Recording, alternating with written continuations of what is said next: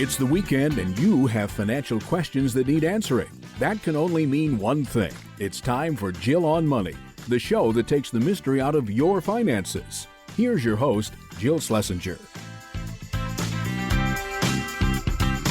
Welcome, welcome. It's the Jill on Money Show, and we are here trying to help you make better financial decisions. It doesn't have to be the best. Better is good too. And the way that you can pose your question, or maybe just sort of get a boost up, a pat on the back, or a reality check, all you need to do is go to our website, jillonmoney.com, click the Contact Us button, write your note, and if you'd like to join us on the air, then just check that box. Mark will do everything else. While you're on the website, don't forget to sign up for the free weekly newsletter. And of course, check out our YouTube show. It's called Jill on Money, powered by the Compound. Lots of cool video there. You can also subscribe to the Jill on Money live service. That is behind a very low paywall, $35. It will provide you access to quarterly live webinars and cool bonus video content. We're putting a bunch of stuff in the can right now. Okay, to start the program, let's talk to Anne, who's on the line from the Bay Area. Hello, Anne. How are you? I'm very well. Thank you for taking my call. Of course. What's up? Well, I have a few questions. I know you take a lot of calls regarding retirement, and so this is another one. So it's a two-part question, really. One regards the question of if we are okay on our retirement savings and what we have, and then also we're in a bit of a lucky position in that we currently own the house we're living in the Bay Area, but then I co-own with my brother an inherited property also in the Bay Area with my brother. And I'm wondering, my husband and I are wondering if we, if it makes sense to move into the inherited property and sell the house we're in right now. If we do move, is it a smart move? And then how we would finance or fund the cost of the remodel to my parents' house, the inherited property, because it's really from the 70s and needs a good workover. Okay, understood. I got it all. Okay, Anne, how old are you? I am 62. And your spouse? He is 64. Are you both working? I am retired and he is still working. Now, you are retired. Are you receiving a pension or any income? No. Okay. And he is working, and when is his retirement? What is he thinking about? Or is he one of these folks who's like, I'm working till I die? No, but he does like his work, and he does work for a government agency, so he will get a pension. He's already been there like 23 years, so he can retire, but he's probably going to work, let's say, another 2 years. He will probably get about 50% or thereabouts in his salary as pension.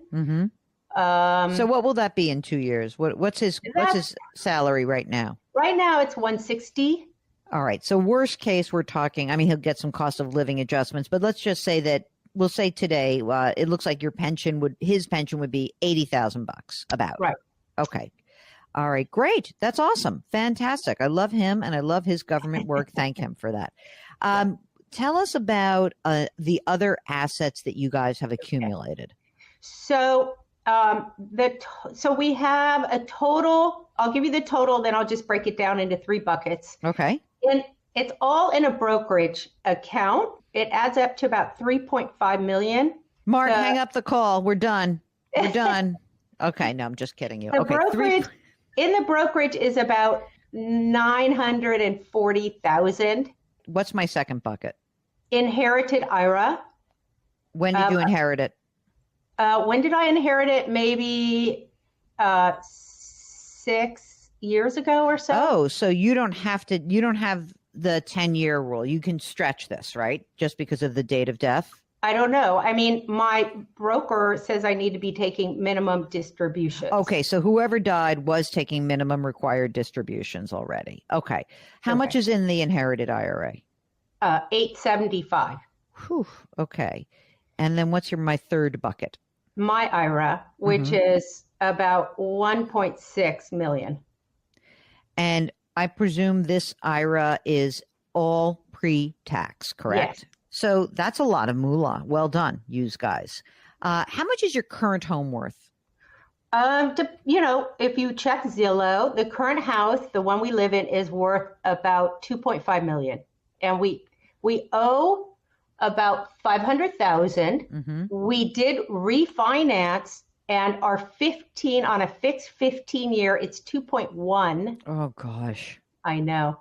We do have about $22,000 a year in property tax. That's real. Okay. But Yeah. it's not terrible. But no home equity line of credit, nothing else outstanding debt-wise on that house, right? Correct. Okay. Now, you co-own the inherited property with your brother. How much is that property worth? Also, based on whatever I can find on the internet, about 4.5 million. Oh my God. And Okay. that was moved into a irrevocable trust when my father died. And so those property taxes are like 4,000 a year. So here's my question. There's no balance of any mortgage on that, right? Correct. Okay. Oh, And- we do, sorry to interrupt, we do Yeah. rent it. We do Okay, I rent was about to ask you. So what is the rental income? It's about 8,000 a month divided in half because Mm-hmm. my brother gets half. Does your brother want to sell this? I mean, what's the game plan here? Like, let's say I tell you, no, you can't do this. Are you going to sell this house? Well, he probably wants to have it inherited to go to his kids. Then so he could buy you out of half of it? He could. I don't know if he wants to put the money out. I don't know if he has that money to do that or not. But you would have to buy him out if you wanted well- to do this, right? Well, this is a question. We are on extremely good terms. So I was thinking perhaps every year we live there, he would own a greater percentage of the home. So in lieu of paying him anything or in lieu of paying any cash whatsoever, we could just migrate more of the total cost ownership of the home to him because we don't have any kids. Aha. So we're not interested in preserving these assets for next generation. Understood. So what you would think about doing is, I just want to make sure I get this right. So you wouldn't necessarily have to buy him out, right? You'd Correct. say, we'll pay for the reno. We're going to need to spend, I'm going to make it up, $500,000. Is that about Yep. right? Yep. Okay. And we're going to we'll pay that out of pocket. And we'll live in this house. I mean, you don't have to necessarily a little by little. You can, I guess that's sort of a harder way to draft the document. But, you can also just say that we live here. And then upon the second death, it now reverts to you, my brother, 100%. Right? Isn't that kind of what you want to happen? Yeah. Okay. Yeah. If that makes sense. And then the only thing you're giving up in that is the $4,000 each in rent, which is, not chump change, but he doesn't need it. Correct. We'll get back to Ann in just a minute. If you've got a question, just go to JillOnMoney.com, click the Contact Us button, write your note. If you're shy, that's your email. But if you'd like to join us live, just check that box. The Jill on Money Show. We will be right back.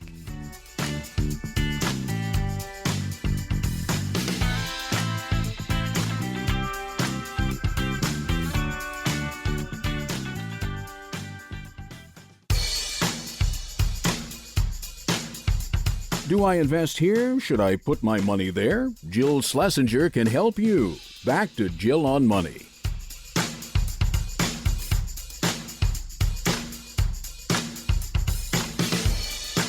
You're back. It's Jill on Money. Before we went to the break, we were talking to Ann from the Bay Area. I guess the question is this. Do you really want to move into this house? Because I think you can do it. But, frankly, I don't give a rat's you-know-what about your property tax because you live in a house that's actually very affordable because you have tons of equity and a very low cost of a mortgage. But do you want to do this? How much do you want to do this? Well, that's the question. If I'm going to tell you that you can do it, you absolutely can do it. Okay. You're going to financially, we can make this work. Now tell me, do you want to?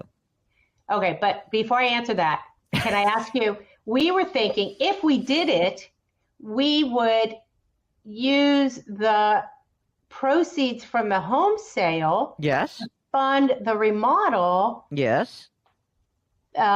But now I'm hearing you say maybe. Oh, I just didn't know if you could do it all at once. I didn't know if you were going to be able to, like, are you going to live with a remodel? Are you going to sell the house and then?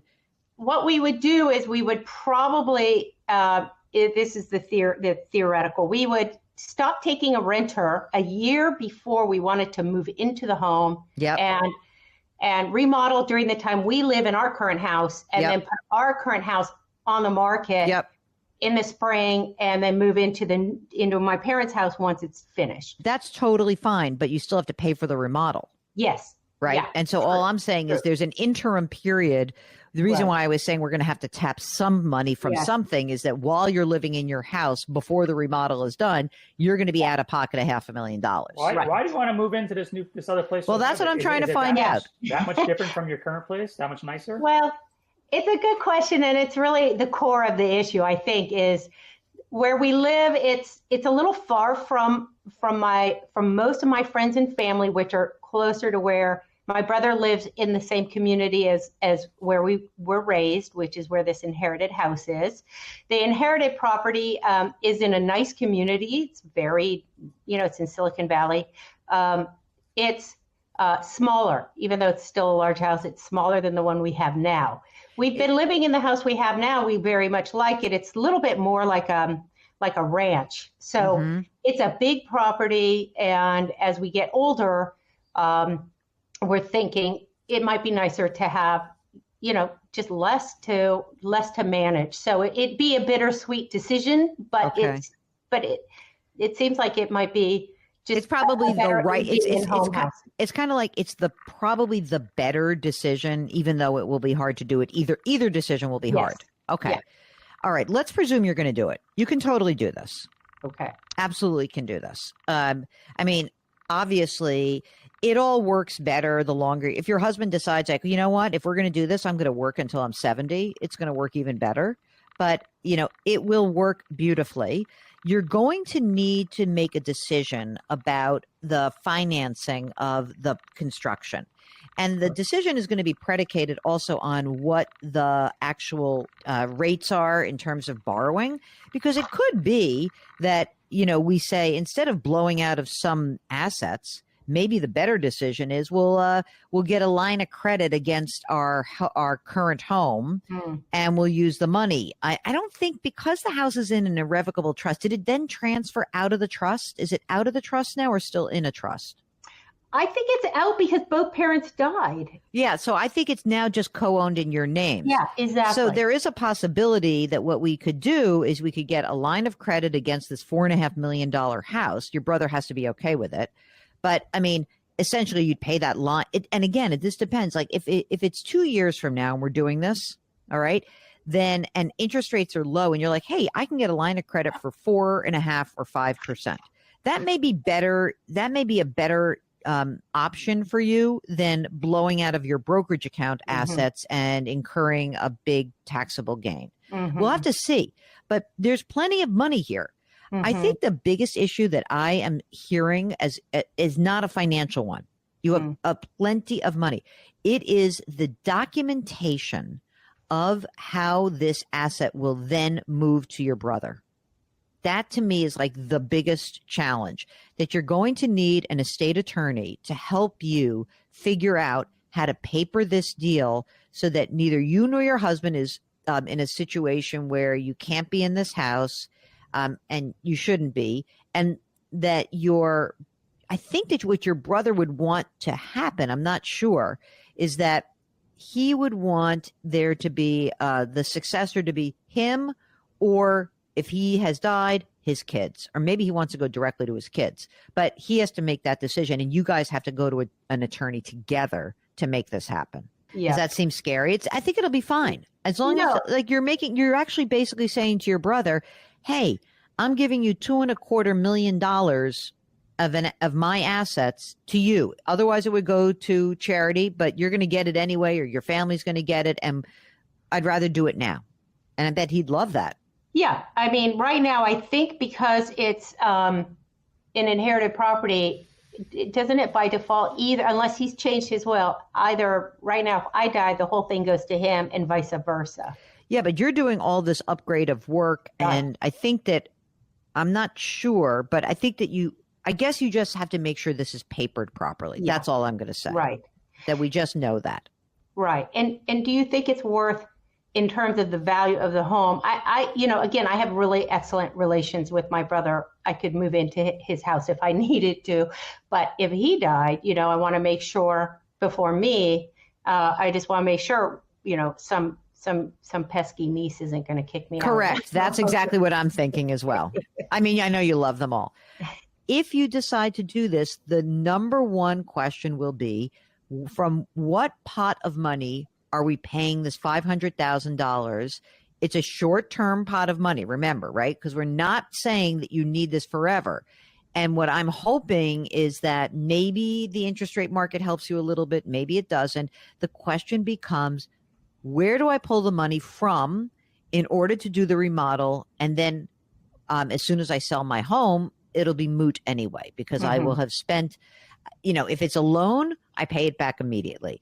If it's that I've taken some money out of brokerage and some money out of the inherited IRA, then whatever comes out, fine, we'll have it out. And then when the house is sold, you'll replenish the brokerage account. But all of this is to say, you don't have a problem. You can do this. And even though you say, I spend, you don't spend that much money. You really don't. You're sitting on top of a lot of assets. And if the worst comes to pass and you're in this, $4.5 million place and it becomes too much for you, the only question that I would say is like, well, then what happens if we want to get out of this house? And I don't know really what happens. Like, do you have to die to get out of the house? I don't know. Mm-hmm. So that's a question to ask. Right. Like if we need to move to a care facility. Correct. Those are some of the questions. So I think you definitely need an attorney, either an estate and or a real estate attorney who can help paper the deal. All of this is to say you're in a very, very enviable and great place. So do what you want to do. And when you're ready to actually do it, I don't know, maybe it's not today, but maybe it's in the next couple of years. Get back in touch with us and let us know how it goes. I want to see pictures of everything. I want to see the old house. I want the new house. I want it all. Okay? Okay. So I can breathe deeply when I'm thinking of taking a nice exotic trip somewhere. Oh my gosh. Yes. Where's our next exotic trip? I don't know. It might, I can tell you my last one. Tell me what it was.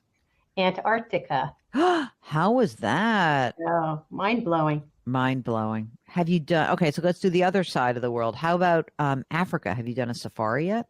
I have. It's great, right? So what would you choose as like your top trip? Antarctica, safari, or something else? Well, those would be my two favorites. Yeah. Because I'm so, wildlife is just such a compelling thing to see. All right, I'm going to let you go because you got a big house renovation to plan. I wish you all the best of luck, and Anne, go for it, and we'll be excited to hear all the details. Travel with reckless abandon. If you would like to join us, just go to our website, JillOnMoney.com. Click the Contact Us button. The Jill on Money Show will be right back.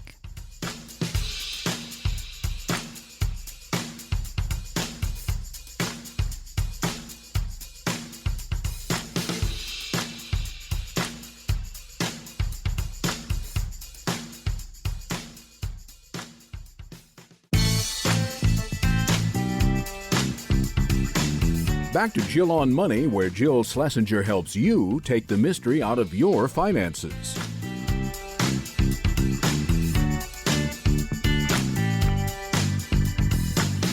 You're back. It's Jill on Money. Let's take an email. This is from David.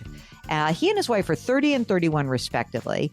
And oh my goodness gracious, they make a lot of money. Combined, they will be making $460,000, 30 and 31. She's a doctor. He's in tech. Okay. My gosh. Right now, we have $78,000 in a traditional 401k, $20,000 in a high yield savings account, $11,000 in a brokerage account. Wow, this cash flow is going to just rocket them. They've got $9,000 invested RSUs in a company that could go public. He says likely. I'm going to say could in 2025. Okay. Once July rolls around, here's the plan. They're going to save $9,000 per month, $7,500 for a down payment fund, $1,500 to a brokerage account, which, by the way, the brokerage account they don't intend to touch for 40 years. There's no rush to buy a house, but we would like to do so in the next 3 to 5 years. I know my wife needs to start saving for retirement. I think based on our earnings, she would contribute to her own traditional 401k, like a solo 401k. Okay. Aside from that, they've got an 8-month-old baby. They're saving $500 into a 529. The intention is to bump that to $750 in July. Total monthly expenses come in at $10,000, rent, 2 car payments, and student loans. Aside from the fact that we don't have much saved right now, I feel like we're on a good path. Yes, absolutely. You're an amazing path. I mean, cash flow can make up for a lot of lack of savings in your 20s. So you guys, amazing. If the IPO comes in, it would solidify it. Okay, what would you change about what we're doing? What would you do? All right, let me just say, for what you're doing now, you know what I would do? We don't have money that we have allocated yet for a 401k for her, but I think that she would do the solo 401k. She may want to also, I mean, I don't know her situation. I don't know if she's like, she's a young doctor. Is she not in a practice? Is she just a solo? I want to make sure I'm giving her the right advice on the retirement plan. So just maybe follow up with us on, is there an expansion of staff or anything like that that could happen for her? Because we might choose a different kind of retirement account if that's the case. But yeah, I think you should be putting some money in retirement, some money in brokerage.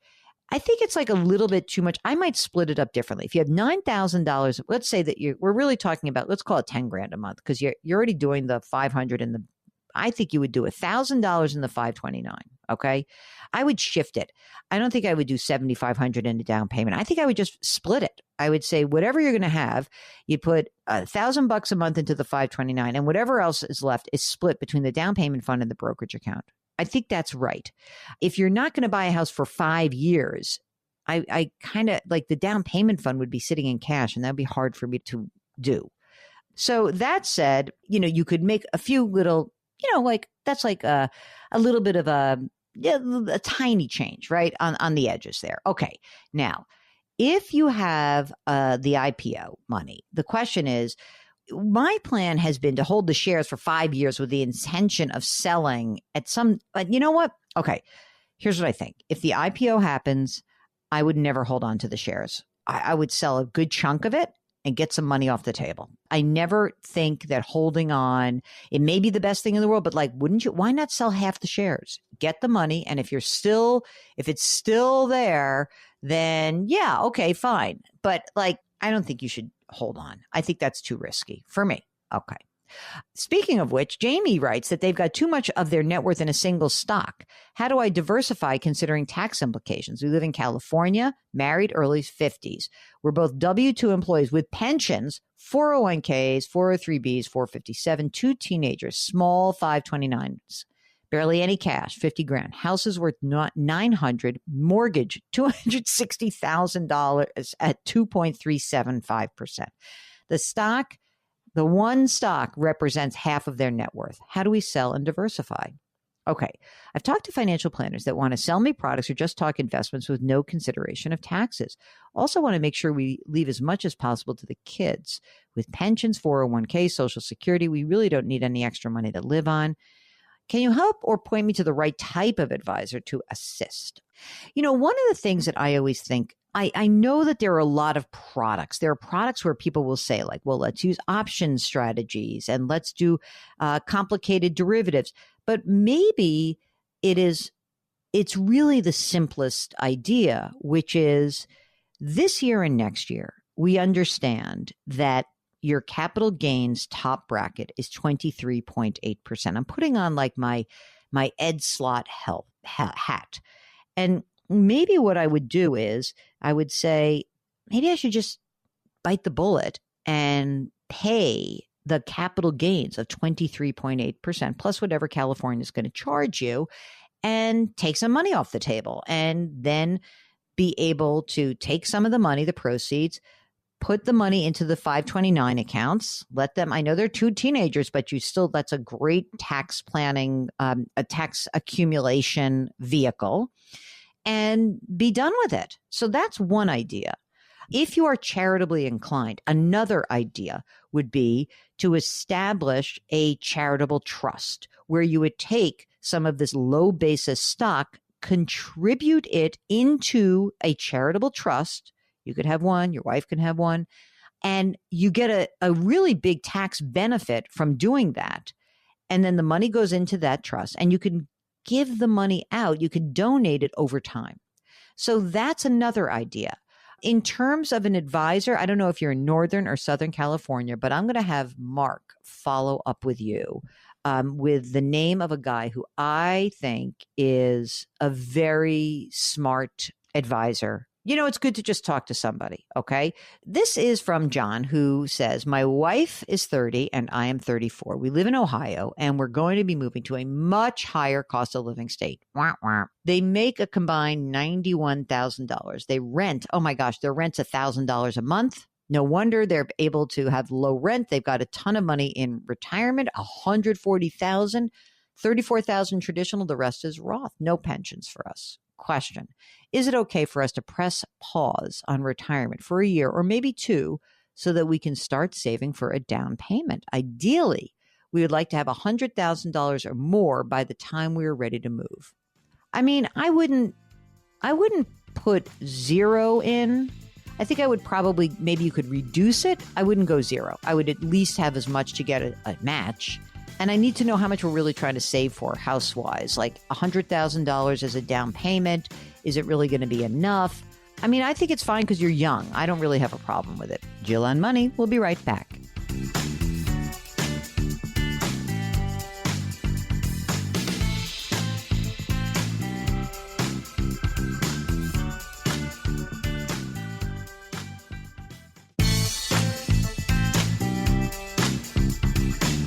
If you've missed any part of a show or want to check out a past show, go to JillOnMoney.com for more great personal finance content.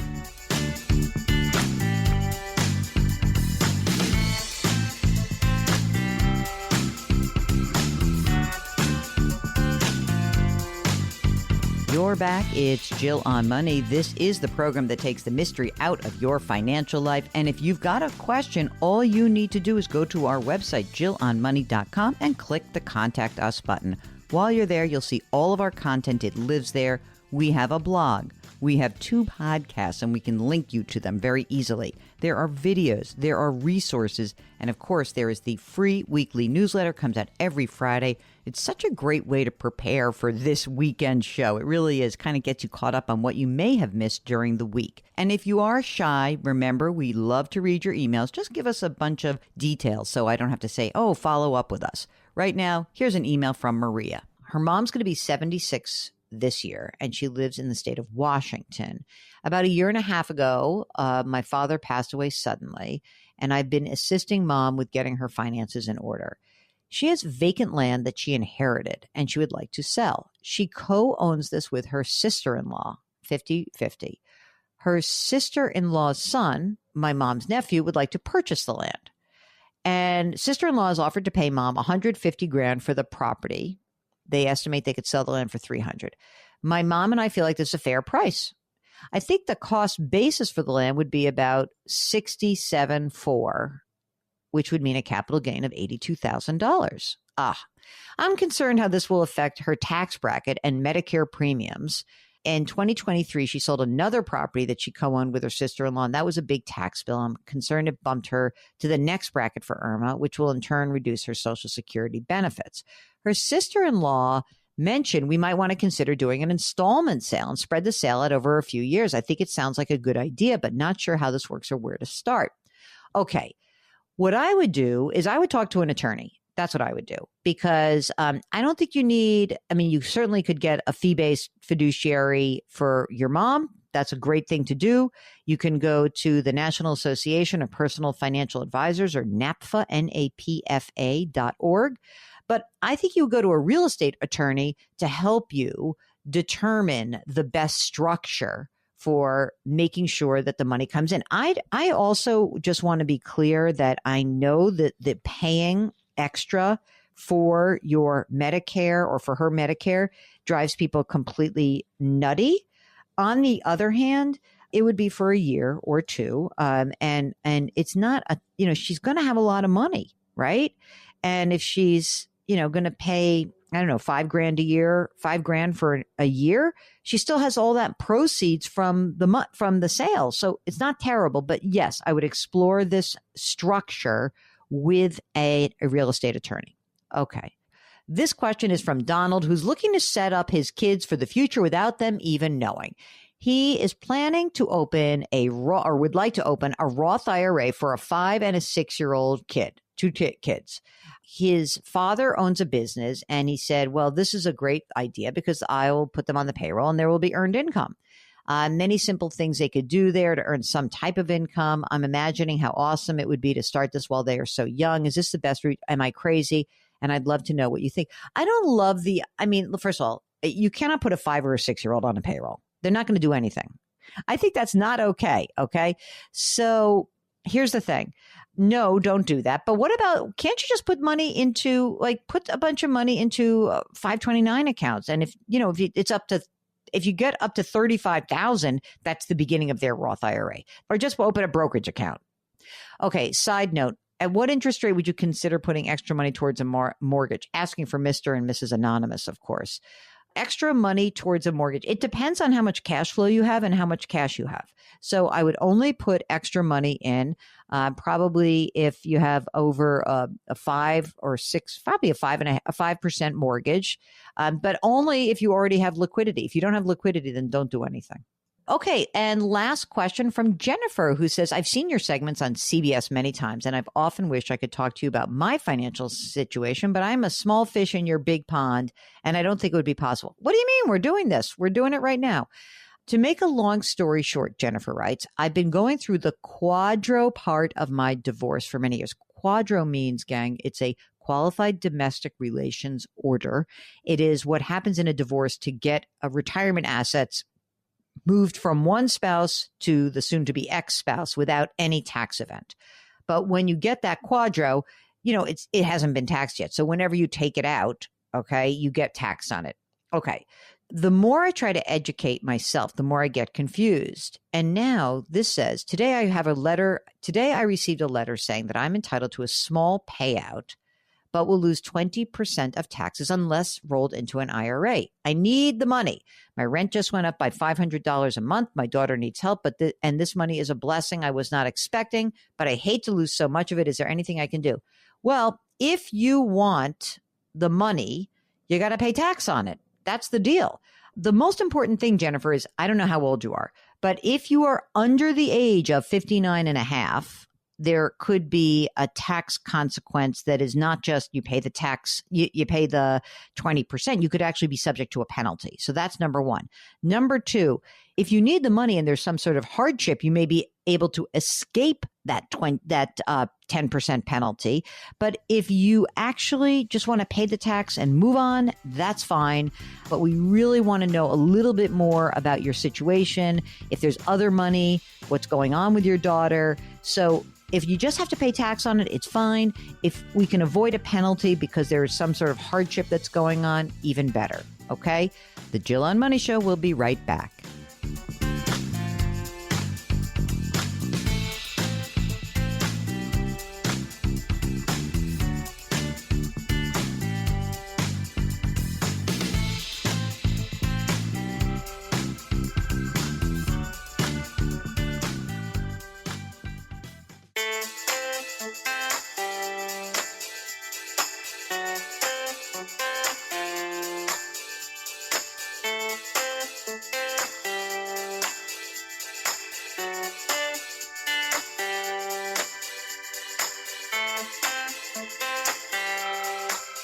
You're back. It's Jill on Money, and we are here trying to help you make better financial decisions. Doesn't have to be the best. Better is good, or at least we're here to try to help you understand your options as you consider moving forward with whatever you want to do for the rest of your life or right now. So it could be a short term, intermediate term, long term. We'd love to hear from you. Just go to JillOnMoney.com and click the Contact Us button. This is an email from Melissa, who writes, my husband wants to buy a large amount of Bitcoin using his 401k savings. He is 68 years old. I'm a bit younger. We're both retired and we have 6 figures in our portfolio. I'm against Bitcoin altogether. What do you think about Bitcoin and spending a large amount of savings on it? Okay, we don't even have to really focus on whether it's Bitcoin or any other asset. What we do have to focus on is what percentage of a portfolio should you allocate to a risky investment. So it could be Bitcoin, it could be a single stock, it could be gold.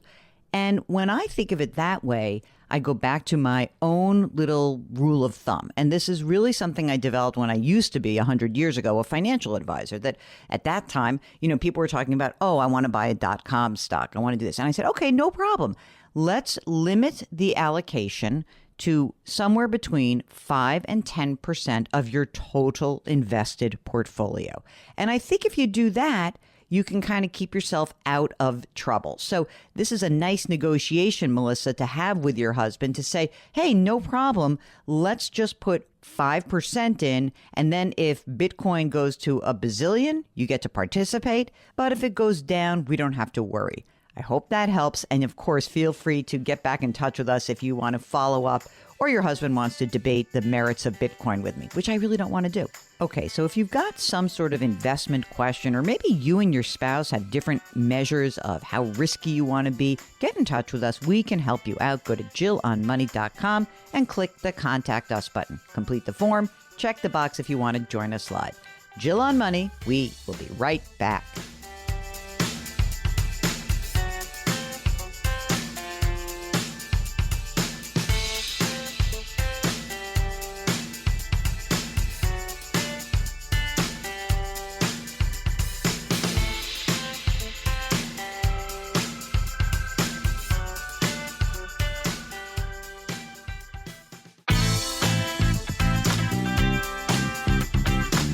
It's the weekend, and that can only mean one thing. You're listening to Jill on Money, the show that takes the mystery out of your finances.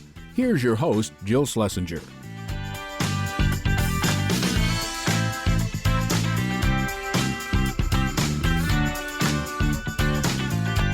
Welcome back. It's Jill on Money, the program that tries to take the mystery out of your financial life. I am Jill Schlesinger, CBS News business analyst and also a certified financial planner.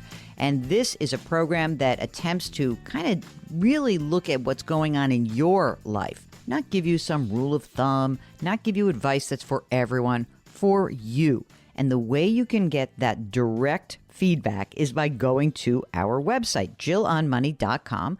Click the Contact Us button and write your note. Now, once we get your note, that's your email. But if you'd like to join us live, just check that box. And when you do that, Mark does everything else. While you're on the website, don't forget, you've got to check out our service called Jill on Money Live. For $35, you have access to quarterly live webinars, special video content. I mean, that's about the lowest paywall you're going to find these days. So check that out. Okay, right now, we are going to talk to Kevin, who is on the line from New Jersey. Hello, Kevin. Welcome to the program. Good morning. Thank you for having me again. You were very kind a couple of years ago when my dad died. You helped me with my mother's finances. Oh, and I appreciate that. How's Mom doing? Mom is doing well. And, I know you recommend this, and I can't recommend it highly enough, that when your parents get a little bit older, to make sure you know where everything is and their paperwork and documents and everything else. It was so important. Yeah, I know. It's good to know where everything is. So, Kevin, how can we help you out today? Well, I was sort of, let's say, forced into retirement almost a year ago. Mm-hmm. I'm currently 67, and so that happened when I was 66. I was going to wait another year to retire, but I was forced into retirement, and I accepted a payout. And that was about half a year's salary. So, it wasn't a horrible settlement. Mm-hmm. I just want to make sure we're okay going forward. My wife and I, we're both going to be 67 over the next few months. Mm-hmm. We have approximately $3 million in total assets. That breaks down. $2 million is in IRAs, traditional IRAs. $1 million is just in a investment account. Brokerage, a plain brokerage account, not retirement. Correct. Okay. And it's almost entirely with Fidelity under their umbrella. Okay. The investments break down roughly 50% in mutual funds, EFTs, and so forth. About 30% in CDs and bonds, Mm-hmm. and about 20% in money market funds. Great. How much are you guys spending now? We spend roughly, let's say, 13,000 a month. We like to travel, and Look at you living it up. Look at we like Kevin and his wife living it up. Okay. we like to travel nicely. My wife likes to do projects around the house, landscaping, and so forth. It was actually a little bit higher, but I just won my Irma appeal. I showed them my termination papers, and they knocked that down. Can we talk about this for a second? Tell us a little bit about how that went for you. Because, so gang, what we talk about often is that when you have actually enrolled in Medicare, you probably don't realize, people don't get this until they're actually in the process, I think. And Yep. I'm sure you and your friends, like who are about your age, have this. I hear from people all the time. They're like, wait a minute, I had to pay for Medicare. And so what this is, gang, is this is IRMA, income related monthly adjustment amount. And if you earn over a certain amount of money, there's a surcharge that's popped on top of it. Now, Kevin, in your case, what happened was they charged the IRMA, but it was based on you getting the buyout, or how did you appeal it? Like, what happened? Well, we applied for Medicare, and they sent me the original documents that for my wife and I, the IRMA surcharge was about $1,000 a month. Mm. And I did some research and looked up how to appeal that. You file this form, I forgot the exact form number, with Social Security. You send them the reasons and the documentation regarding why you're appealing it. And in my case, I sent them my termination papers and everything else.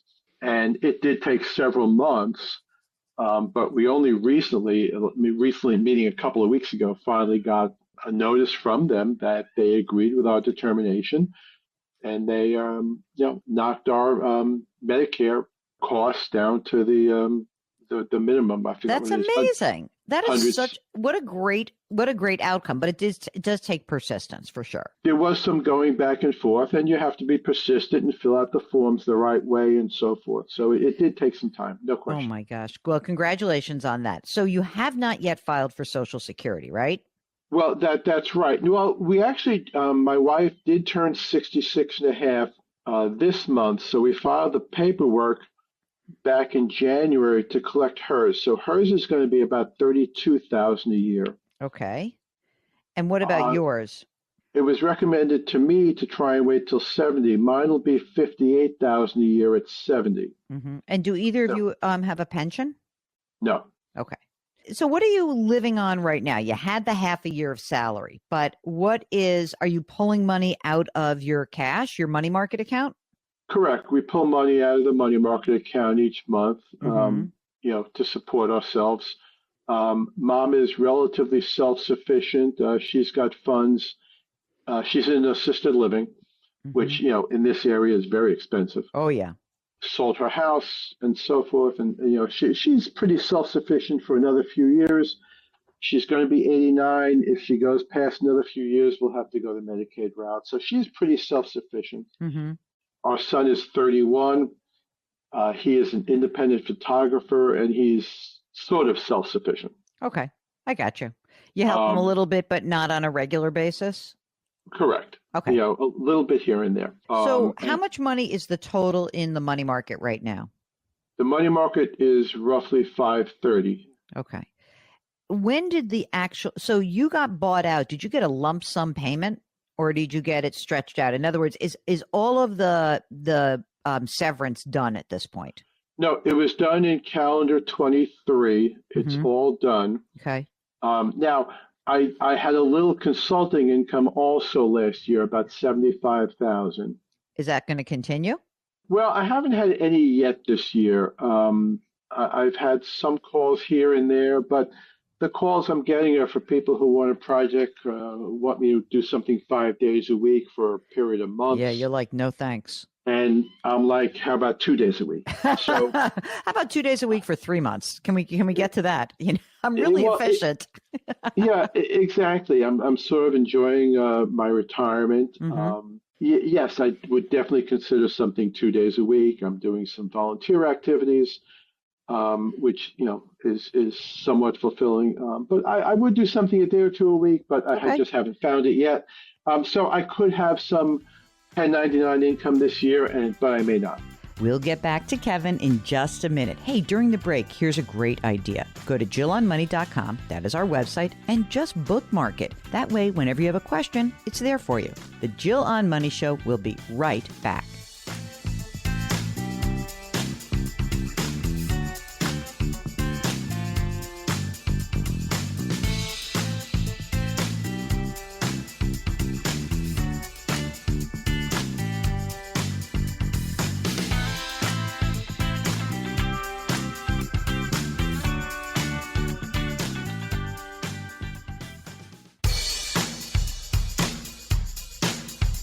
Do I invest here? Should I put my money there? Jill Schlesinger can help you. Back to Jill on Money.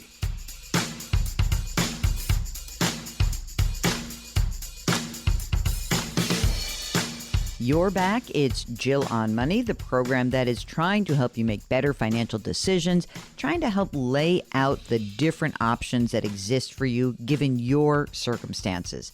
If you've got a question, just go to JillOnMoney.com, click the Contact Us button, and complete the form. If you would like to join us live, check the box. Mark will do everything else. It's just that easy. Of course, while you're on the website, don't forget to sign up for the free weekly newsletter. It comes out every single Friday. Okay, right now, let's get back to Kevin, who's on the line from New Jersey. What about the house? What do you have in terms of a house? So the house, forget the Zillow number. Let's say conservatively, the house is 850. Mm-hmm. The mortgage is a little under 100. Interest rate is 2.25. Sorry, Mark. Sorry, Mark is right. When savings rates a few years ago were zero, I was making some extra payments, but I did certainly stop that the last couple of years. Good. Okay, and you want to stay in this house? This is your house, like we're in?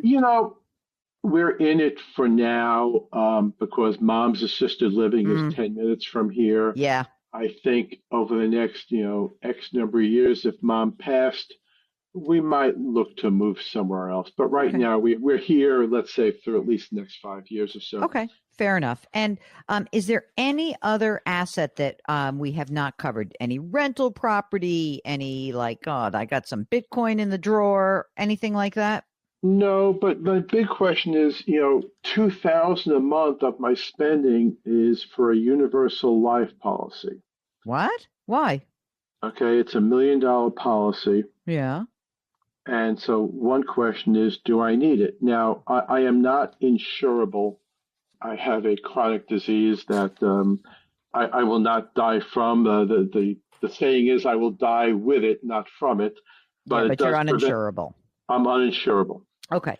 That policy is just your life, or was it purchased for your wife, or was it a joint policy? Is there, was this the intention was a long time ago, we need extra insurance and we got it, and now we don't want to give it up? Is that kind of where we are? It was from an old employer. It was portable. So I took it. Okay. But the question really is at $2,000 a month. Yeah, that's a real number. Let me ask you something. What's the cash value in that policy? About 50 grand. Okay. So there's a few different things to consider. One is, I'm never making another payment into this policy. What would it be to use the cash value to have a paid up policy? What is the death benefit? That's one thing to consider, which is basically you take the 50 grand, you say, how much based on my life? I'm 67 years old. And they're going to be like, well, your life expectancy is, 89, and that'll be and they'll figure out what the number is. And then you can have it'll be less than $1 million, but it'll be something. Alternatively, you can stop paying the $2,000 a month, and you could borrow some of that cash value out of the policy. You could absolutely say all right, I'm going to let this policy lapse but I'm going to borrow some money out first, and I want to sort of keep it in. I want to keep it in force for at least the next few years while you and your wife kind of get your retirement plans settled up. That's good. And I guess that the alternative is to just blow it out. Now, the thing is, at your age 70, I think all of these problems kind of like are just moot. There's no real problem. I mean, you'll have, let's say, of your current spend, let's say the 13,000, let's make it 11,000. Of your 11,000, you'll probably have a net of $6,000 a month coming in from Social Security at your age 70, right? And then we just have to figure out how we're going to get you $5 or $6 grand a month out of that, out of your $3 million that you have. And we do have long-term care insurance on top of that we've had for years. Oh, that's good. That's great. It's $10,000 a month, and for the two of us, it's $500 a month because we've had it for so long. It's not like the 50 grand is going to change your life, by the way, because it's not going to. But it's more about the cash flow going in. Right. And I say, okay, 24 grand a year for the next 20 years. That's about $500,000 without compounding. Yes, exactly right. If I just put that in an account somewhere, and I pass before my wife, she'll still have that money. Exactly right. Exactly right. So I think let's get a little more information from them and then make a better decision. But I think $2 grand a month is now off the table. So now I've got a spend of $11,000 a month. But here's the question I have for you. I know you're taking from the money market, right? Right. You are going to get whacked with required minimum distributions. Okay. I'm aware. Yes. That's right. So I am more inclined, instead of using the money market and basically instead of tapping the brokerage account, I'm kind of interested in you starting to pull money out of your IRA accounts and using that to fund your cash flow needs, because we would like to take that money out and reduce the amount of your future required minimum distributions, right? Yes, I agree. I guess I was kind of going to give it another couple of months to see where my consulting income may or may not be. I mean, yeah, but like, who cares, really? I mean, let's say that you get some consulting income. Let's say that, your wife has $32,000 of Social Security benefits and you got 50 grand of consulting income, right? You're going to be in mostly the 12% tax bracket, right? At that point. But if you really want to fund, I really still feel like you want to get money out of that retirement account, because I don't know where tax rates are going in the future. So I'm kind of willing for you guys to pop yourselves into the 22% bracket, which is probably lower than you've ever been in your life. No question. Right. And get the money out and start paying the tax that's due and move on. So I'm not saying you have to take, $400,000 out. I'm saying that if you could take 100 grand out of the account, out of the retirement account, pay the tax that's due to the feds and to the great state of New Jersey, and pay your bills, and you're good. I think that should be fine. Okay. I mean, you could go a little bit higher. No, I certainly agree. I just want to watch the, interest and dividend income in addition to that to stay under the IRMA limit. Now, this is going into the Ed Slott area. He does talk about how much people hate IRMA, which I think is funny. It's true. But the IRMA limit you would have to, if you're married filing jointly, if you make more than 200 grand, that's when you're paying a surcharge of $83. So 83 times 2, 100. Like, let's not make that be the be all end all. Okay. You know what I mean? Yes. Like, I mean, you're bummed, but you're not paying $500 or $1,000. It's $160. We're talking less than $2,000 to lock in your tax liability at 22%, where I hope you stay for the rest of your life. But we let this account build up, and you're screwed when it comes to RMDs. You have no control. And then the money has to come out to you. And the problem gets harder and harder to manage. Sure. All right. I think you're going to be okay. I do. I think that you guys are not going to blow through all your money. I think you should enjoy yourselves. I do love the idea of you guys having control over your tax liability. And I love the idea that you don't feel like you have to work. If something comes up and you like a project, then take it. But don't be like one of these weirdos who's like, oh my God, I can't take this money because even though it's going to be an intellectually interesting project that's going to really make me feel better about myself, I'll have to pay $1,000 in IRMA. Who cares? You can afford that. I'd much rather you be engaged and happy. So if it's a project you want and it's and it works for you, take it. Take it. This should not be a game of like, how do I screw Uncle Sam out of as much money as possible? Sure. You're in great shape. Thank you very much. I appreciate your time. If you would like to run a scenario by us, just go to JillOnMoney.com, click the Contact Us button, and complete the form. Check the box if you want to join us live. Jill on Money will be right back.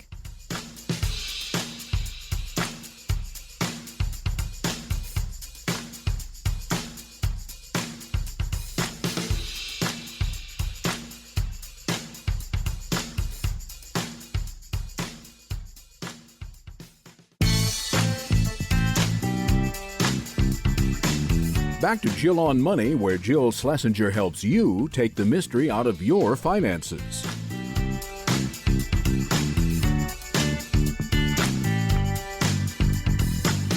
You're back. It's Jill on Money. Let's get to an email from Ian who says, my wife and I have an emergency fund with about 10 months of our living expenses.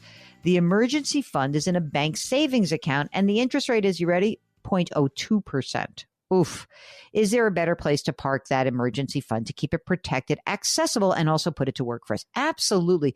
By the way, all the big banks, they actually have terrible, terrible interest rates still. So you have to be a bit more proactive. And I know that is a pain in the butt, but here's what you can do.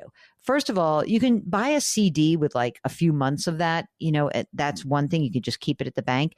You can move some of this money into a brokerage account where you will get a higher money market rate, or you could take some of it and go into, say, an online banking product or an online savings account. Go to depositaccounts.com and you'll be able to find something, I think, that will be certainly a lot better than 0.02%. But if you want to keep sometimes people say, like, I just want to keep the money in the same family, in the same account. In that case, just, you can certainly buy a CD. It's not a problem. Okay, next up, Nancy writes, my question is, if I were to do a QCD, a qualified charitable distribution, at age 70 and a half, how would that affect my RMD, required minimum distribution, when I turn 73? Okay, so here's what happens. A qualified charitable distribution is you're taking money that's in an IRA account and you are sending it directly to charities. And it's so, again, you're taking a pre-tax IRA account, money is going directly to a charity, and you can do up to $100,000. So it doesn't have to be one charity. You could do 10 charities, 10 grand each. That money comes out of the account. You will not get hit with a tax liability because it's going straight to the charity. And how that would affect your required minimum distribution is the total amount inside that IRA account is lower. So it should, again, if your account does incredibly well and it just keeps getting bigger and bigger, it's not going to maybe move the needle so much. But if it's $100,000 and, for the next couple of years and you get to 73, you should have a lower required minimum distribution when you turn 73. Okay. Jennifer writes, can an inheritance be turned into a revenue generating stream? Here's the question. My husband's mother passed away earlier this year. Her estate was about $400,000. She wants to give 3%. She wants to, that's funny. Meaning, I guess she has this in a will, wants to give 3% to a sister, and then divide the rest equally among her 6 children. My husband would like to turn the funds into some sort of revenue generating tool. Is there a way to do that? We're also looking at paying off some credit card debt and also wondering if we can lend money to ourselves to pay off our car. He's wondering if it would be best to put these funds into some kind of retirement or financial. Okay, wait a second. Are you talking about your husband is doing? So I'm trying to understand if this is all happening like before you make the distribution or not. But let's just say that what happens is sister gets 12 grand, right? Isn't that what you said? Yeah, 3%. So you have $400,000 less this 12 grand. Okay. And now there's 88,000. Now you take, that means you each get about $65,000. So the first thing that I would say is this: don't put this amount of money into anything. Make the distribution.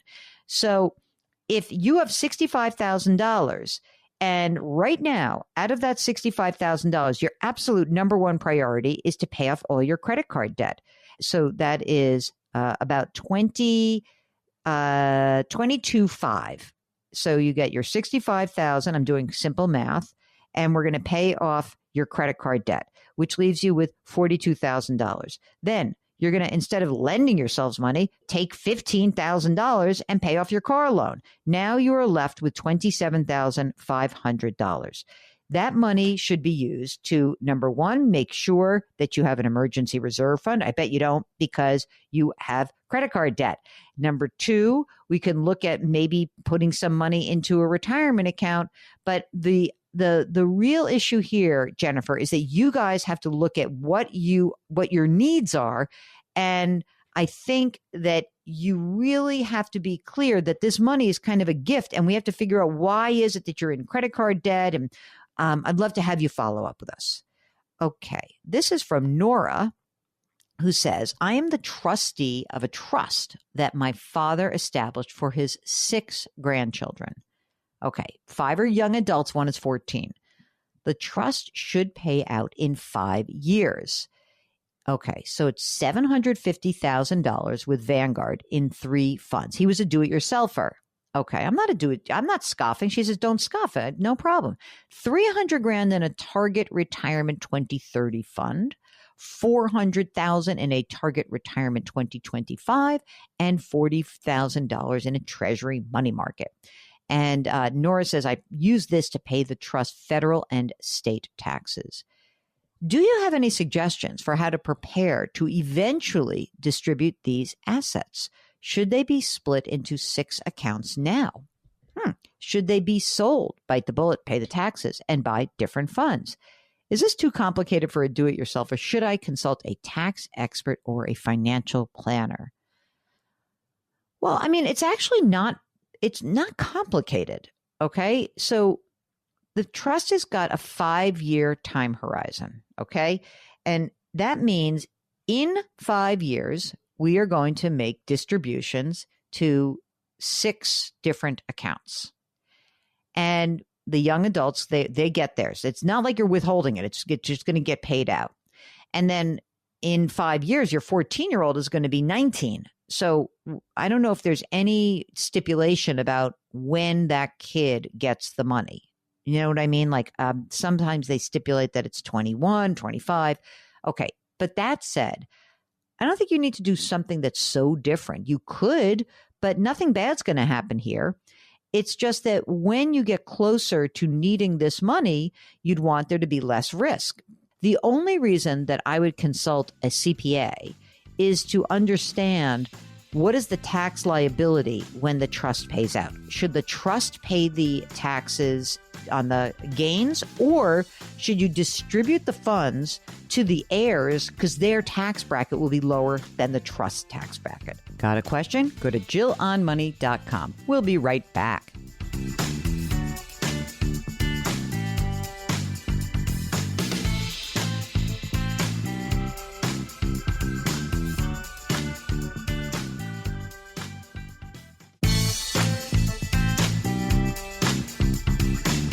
If you've missed any part of a show or want to check out a past show, go to JillOnMoney.com for more great personal finance content.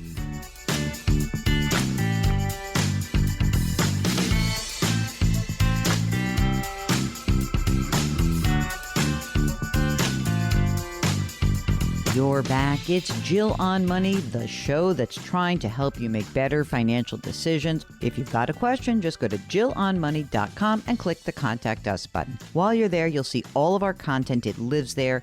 We have a blog. There are videos. There are resources. And of course, there is the free weekly newsletter. Comes out every Friday. Right now, here's an email from Michael. Dear Jill, I just happened to hear your radio broadcast on Saturday afternoon and decided to send you a message. This is something that I never do. I love that. Welcome, Michael. I've worked hard all of my life, and I continue to work part-time. I'm a saver, but not a great investor. I currently have a financial planner who charges me an annual percentage of the value of the portfolio. Now, this amount, it's always on my mind. The financial planner, working for a large firm, reminds me that he receives a salary plus a performance bonus, but does not receive the full percentage amount of my total assets. Are there people who are fee-based, or should I accept the fact that if I have a financial planner, then I must pay the fee? Okay, Michael, this is a great question. First of all, there are ways that you can pay an advisor. So it's like a commission base. It's what you're doing in asset under management. And of course, there are people who will have a flat fee or maybe even an hourly fee. Okay. But the way you pay is less important than what you're getting for the relationship. And what I mean by that is, you can have somebody who has every single credential. And you guys all know that I love the fiduciary standard, and you can read all about fiduciary on the website at jillandmoney.com. I think that that's important. But the most important thing is, well, what am I getting for the service that you're providing? Are these folks that you're working with, is this person, are they just managing money? Or are you receiving a full financial plan? Are you getting advice on how to invest for your next generation? Are you getting advice about how to save for college for a kid or a grandchild? These things are the things that should drive the value of a relationship. I think straight up money management, if you want to just pay an asset under management fee and you feel like you just don't want to do it yourself, that's a convenience thing. There are a lot of different ways to get that service. I think getting full-time, full-blown financial planning, that is going to cost you some money. I think you can talk to people about whether you want to do an hourly or a flat rate. But honestly, the fee based on a percentage of your portfolio may be even a cheaper way to go. So I think that is an important part of the process. And gang, I did mention that there's a post up on the website about fiduciary, because there are new rules that the Department of Labor is seeking to put into place that would basically require anyone giving financial advice around a retirement plan to be subject or to adhere to the fiduciary standard of care, which is the standard that says you've got to put your client's best interest before your own. This next note is from Peter, who is writing about possibly leaving an advisor/broker. Peter writes, I've been with a small advisor investment group, and they have been quite helpful and educational. But I'm thinking that given our circumstances, I could save some money and handle things on my own. They run their own investment funds, and they do well, so there are no transaction fees on the funds other than a rather small 0.15% from the custodian. The advisor then charges 0.75%. That fee, that 0.75% stays, but once over 250,000, it drops to 0.5, a half of percent. Given our managed funds amount around 100,000, we're currently paying about $67 a month in fees. That's funny how we breaks it down like that. We've got other pre-tax investments that we don't have control over. They are within a pension fund. I am 54. My wife is 53. We both have pensions. We're educators. Hers will be about half as she started later. The plan that the advisor has worked out seems on track and stable. So I'm wondering if there's anything further about our circumstances that needs their input. I'm considering using software and then paying for a fee-based advisory service once every 3 to 5 years. I'll move our brokerage account to a large firm. I'll use low-cost target date funds and Roths to Roths. We have a couple daughters, 24, 21. We want to help them with down payments for homes and some other travel goals. And we plan to retire at age 60 and 61. Are we close enough to retirement to just stay with the current firm, or is it time to minimize any fees and move on? Well, okay, first of all, you're not paying a lot of money this is actually a pretty cheap plan that you have, because if you have an advisor who's charging you about, let's just call it around 1% or 90 basis points, and you don't have even 250,000, that's actually a very reasonable fee.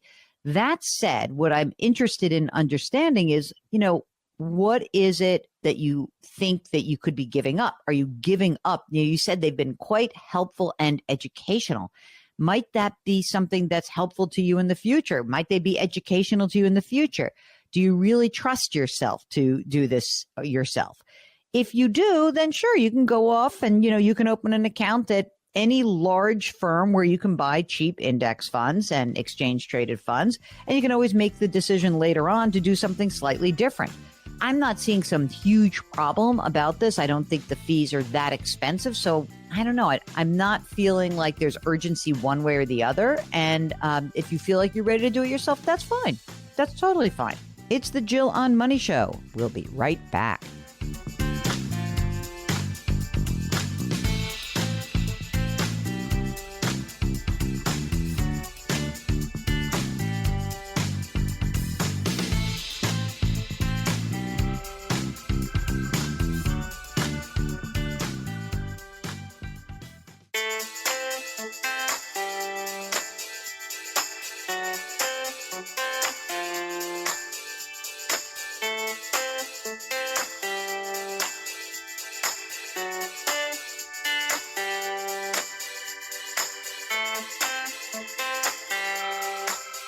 You're back. It's Jill on Money, and we are here trying to help you make good, solid financial decisions. We're trying to help you understand what your options are as you are considering a change in your life, all of those things.